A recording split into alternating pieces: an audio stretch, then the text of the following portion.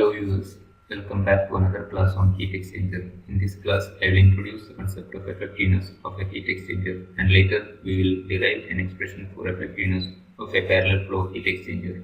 Before introducing the effectiveness, I will explain the temperature changes in a parallel flow heat exchanger. Here in the first figure, both the fluids temperatures is changing. Cold fluid temperature is increasing, hot fluid temperature is decreasing. It's a parallel flow heat exchanger. In this figure, the cold fluid temperature remains constant.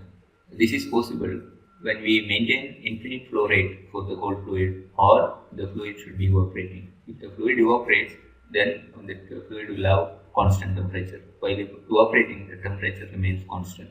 So that way, constant temperature is possible. But in this case also, there is a difference in temperature at the exit of the heat exchanger. Now, another figure I have shown. In this figure, the temperature of hot fluid has come down to exit temperature of cold fluid. Temperature of hot fluid has come down to Tc0, and Tc0 is also equal to Tci. So maximum temperature change has occurred for the hot fluid. The hot fluid is undergoing maximum temperature change. So this will require infinite area for the heat exchanger, or too large heat flow area. The hot fluid temperature cannot go below Tci. So the maximum temperature change possible in a heat exchanger is Thi minus Tci. So hot fluid from its inlet temperature, it can go down to cold fluid inlet temperature. So that is the maximum temperature change possible in a heat exchanger. So we understood that maximum temperature change possible in a heat exchanger is Thi minus Tci. Now let us see the effect of heat capacity on temperature change. In a heat exchanger, the fluid on which undergoing the maximum temperature change will have minimum value of heat capacity. Let me explain this with an example. So the Ch delta Th, this represents the heat lost by hot fluid, heat capacity into temperature change for hot fluid. So that is equal to the heat gained by cold fluid, that is heat capacity of cold fluid into temperature change for cold fluid. Let us say that it's equal to 20,000 watts as an example. Now, if delta Th is 20 degrees centigrade, we get Ch as 1000 watts per degree centigrade.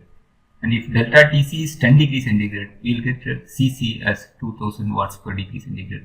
So that means the fluid which is having maximum temperature change, here it is for hot fluid, we will have a minimum value of heat capacity. Here the temperature change is less, it has got more value of heat capacity. Its heat capacity is high, 2000 watts per degree centigrade. So from this example, we can conclude that the fluid, one which is undergoing maximum temperature change, will have minimum value of heat capacity. Here we can see Ch is minimum and Cc is maximum. So we will see what is the maximum heat transfer in a heat exchanger. So the maximum temperature change possible is Thi minus Tca. That is, in ideal case, we can cool the hot fluid inlet temperature to cold fluid inlet temperature. And also we know that the fluid which is undergoing maximum temperature change will have minimum heat capacity. So in an ideal case, the maximum heat transfer possible is when the fluid undergoes the maximum temperature change. So when this temperature change occurs, that happens for a fluid which is having minimum value of heat capacity, and you can find out the heat transfer in that case as C minimum into Thi minus Tca. And this ideal temperature change or maximum temperature change occurs, the maximum heat transfer takes place, and the fluid which is undergoing maximum temperature change, since it is having minimum value of heat capacity, we can write Qmax as C minimum into Thi minus Tca. Now let us see what is the effectiveness of a heat exchanger. The effectiveness of a heat exchanger can be defined as the ratio of actual heat transfer to the maximum possible heat transfer. We know the actual heat transfer in a heat exchanger is either heat lost by hot fluid or heat gained by cold fluid, and we can write it as Ch into Thi minus Th0 or Cc into Tc0 minus Tca. And we have seen that maximum possible heat transfer in an ideal case as C minimum into Thi minus Tca. So effectiveness is Q actual by Q max. You can write a Q actual as either heat lost by hot fluid or heat gained by cold fluid, and the denominator Q max is C minimum into Thi minus Tca. So this expression will give the effectiveness of a heat exchanger. Now we will derive the effectiveness of a heat exchanger eliminating all the temperatures involved, and we will get the expression in terms of overall heat transfer coefficient, area, and the heat capacity. Now let us consider parallel flow heat exchanger. Both the fluids are flowing in the parallelly along the heat exchanger. Let's take a differential length at a distance x from the left hand. Now in this differential element, the difference in temperature between the hot and cold fluid is taken as theta. So at a distance x, the temperature difference between hot and cold fluid is represented by theta. So heat is flowing from the hot fluid to the cold fluid. So assuming that hot fluid is flowing inside the pipe. So from hot fluid, heat is flowing out. In the differential element, the differential quantity of heat flowing out from the hot fluid to the cold fluid is gained by cold fluid. So heat lost by hot fluid is heat gained by cold fluid, and that is also crossing the boundary of the heat exchanger. Now let us find out the heat lost by hot fluid and cold fluid and the heat crossing the boundary of the heat exchanger in the differential length. So the heat lost by hot fluid in the differential length is equal to the heat gained by cold fluid in the differential length, and it's also equal to the heat crossing the boundary of the heat exchanger in the differential length. So now the temperature difference between hot and cold fluid is theta, and we'll assume that theta is more or less constant because it's a differential length. We can assume that theta is constant in the differential length.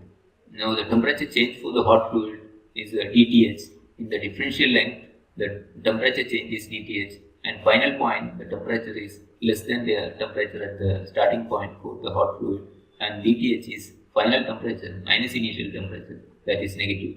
So to make the quantity positive, we have introduced a negative sign. So this will give the heat lost by hot fluid in the differential length. Similarly, for cold fluid, the temperature of cold fluid is increasing in the differential length, and dTc is final temperature of cold fluid at the end of the element minus the temperature at the starting point of that element. So dTc is positive, and you will get the heat gained by cold fluid as Cc into dTc. So where Cc and Ch are heat capacities of cold and hot fluid. Now we can use the expression U into area into temperature difference for heat crossing the boundary of the wall. So overall heat transfer coefficient into area of that element into temperature difference between hot and cold fluid at that point will give the heat crossing the boundary of the heat exchanger. So U dA theta will give the differential heat loss, differential amount of heat crossing the boundary of the heat exchanger. Now we can equate all the three quantities, and this will give the differential heat flow in the differential length. In the differential length, the heat flow or heat transfer can be equated to heat lost by hot fluid in the differential length. It's equal to heat gained by cold fluid. It's equal to the heat crossing the boundary.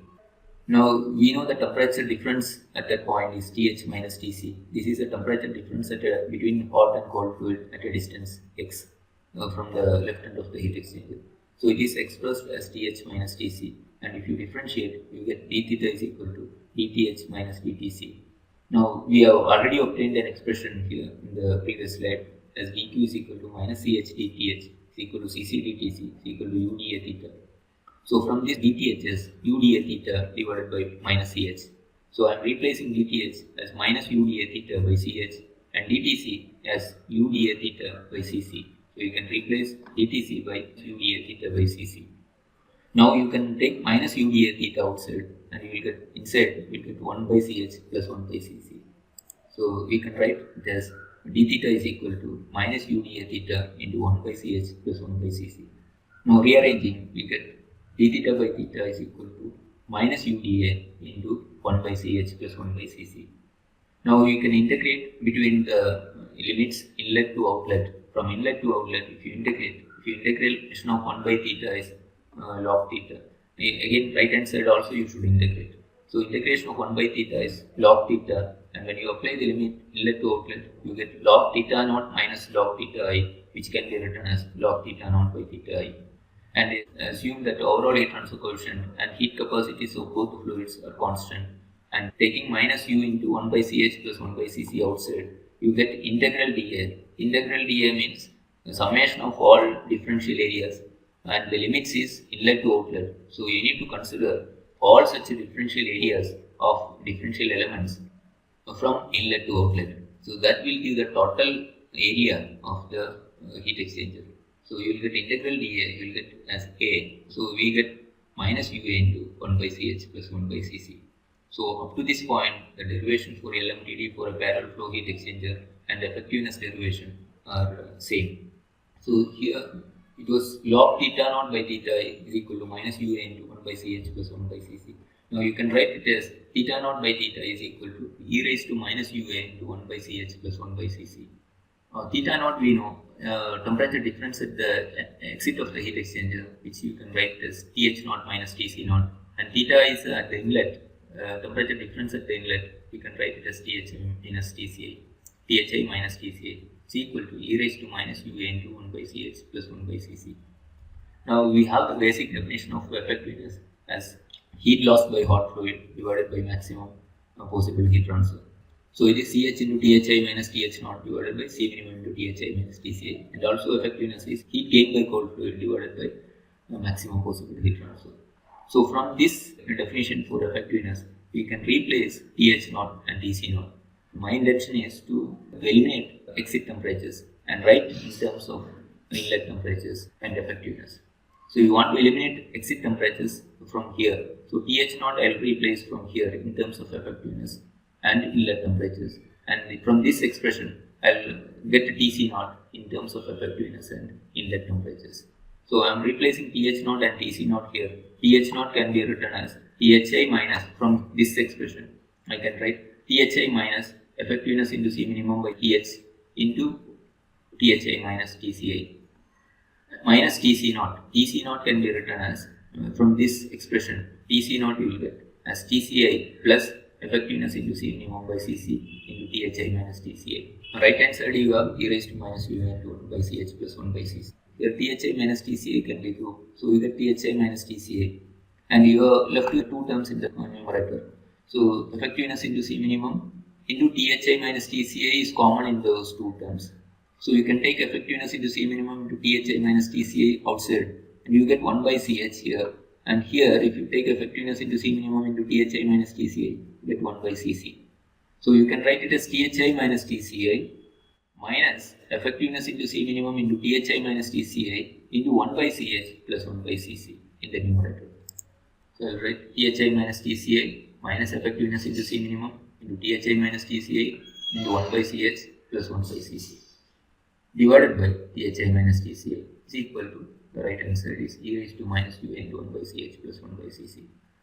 Now Thi minus Tca is common, that can be cancelled. Once you cancel it, you get 1 here. Okay, 1 minus effectiveness into C minimum into 1 by Ch plus 1 by Cc is equal to right hand side. So I am cancelling Thi minus Tca, which is a common factor in the numerator and denominator. So cancelling that, you get this expression. Now from this we can solve for effectiveness. Effectiveness is, you take this to the left hand side and this term you can take to the right hand side and get the expression for effectiveness. So effectiveness is going to be 1 minus e raised to minus ua into 1 by Ch plus 1 by Cc divided by C minimum into 1 by Ch plus 1 by Cc. So you are getting the effectiveness expression like this. Now there are two terms, Ch and Cc, heat capacities of hot and cold fluids. Now one of the fluid will have minimum values heat capacity, then other fluid you can say that it's having maximum value of heat capacity. So either Ch you can assume C minimum or Cc you can assume as C minimum. But C minimum will be for the fluid which is undergoing maximum temperature change. Let us assume Ch as C minimum. Then you will have Ch replaced by C minimum and Cc replaced by C max. Okay. So we can write the effectiveness by taking Ch as C minimum. So I am replacing Ch as C minimum and Cc as C max. So you get the expression like this. Now here 1 minus e raised to, I take C minimum outside, then you will have here C minimum by C max. So e raised to minus ua by C minimum into 1 plus C minimum by C max divided by, I am taking C minimum inside, you get 1 and C minimum by C max here. So 1 plus C minimum by C max. Now C minimum by C max, the ratio of heat capacities, minimum heat capacity to maximum heat capacity, I will represent by C. So that is the ratio of heat capacities, minimum to maximum heat capacity in a heat exchanger. So it is represented by C, and UA by C minimum, which is commonly denoted as NTU in a heat exchanger, it stands for number of transfer units. So number of transfer units is UA by C minimum. So this term is replaced by NTU, which stands for number of transfer units, which generally represents the size of the heat exchanger. So when area is large, this value will be large. So usually U and C minimum, there will be limitations. It depends on the material properties we have a liberty to vary the area of the heat exchanger, but other parameters we don't have much control. So NTU generally represents the size of the heat exchanger. So replacing UA by C minimum by NTU and C minimum by C max as C, finally we'll get the expression for effectiveness of a parallel flow heat exchanger as 1 minus e raised to minus NTU into 1 plus C divided by 1 plus C.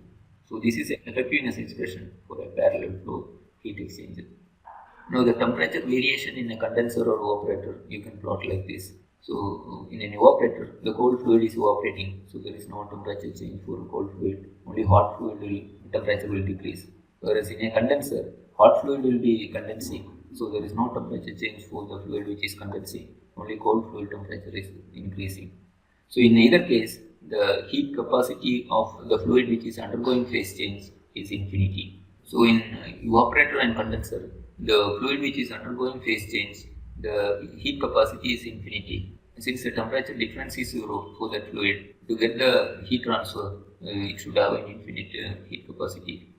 So in that case, here hot fluid is having minimum value of MCP because cold fluid is having infinite value of heat capacity. And in this case, hot fluid is having infinite heat capacity and cold fluid is having a minimum heat capacity. So in either case, C minimum by C max is 0 because C max is infinity and you will have that ratio of heat capacity is 0. C minimum by C max is 0. Now we will find out the effectiveness of a condenser or evaporator when it works as a parallel flow heat exchanger. So we already know the effectiveness expression for a parallel flow heat exchanger. When it is working as a condenser or evaporator, if it works as a parallel flow heat exchanger, let us see what is the effectiveness expression. So for a condenser or evaporator, we know that C is 0 since the ratio of heat capacity is 0. C can be substituted as 0. You get once C is 0, you will get 1 minus e raised to minus NTU. Denominator will have 1. So effectiveness will get it as 1 minus e raised to minus NTU. So in this case, this is the expression for an effectiveness of a condenser or evaporator when it works as a parallel flow heat exchanger. So this simplified expression can be used in solving condenser or evaporator problems.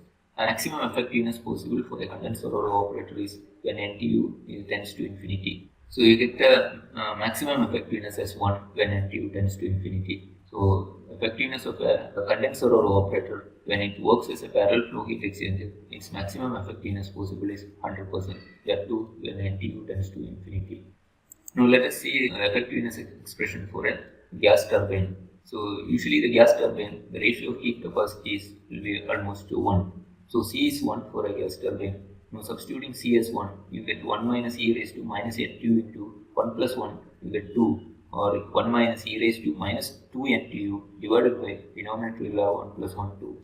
So you get the effectiveness of a gas turbine when it works as a parallel flow heat exchanger as 1 minus e raised to minus 2 NTU divided by 2.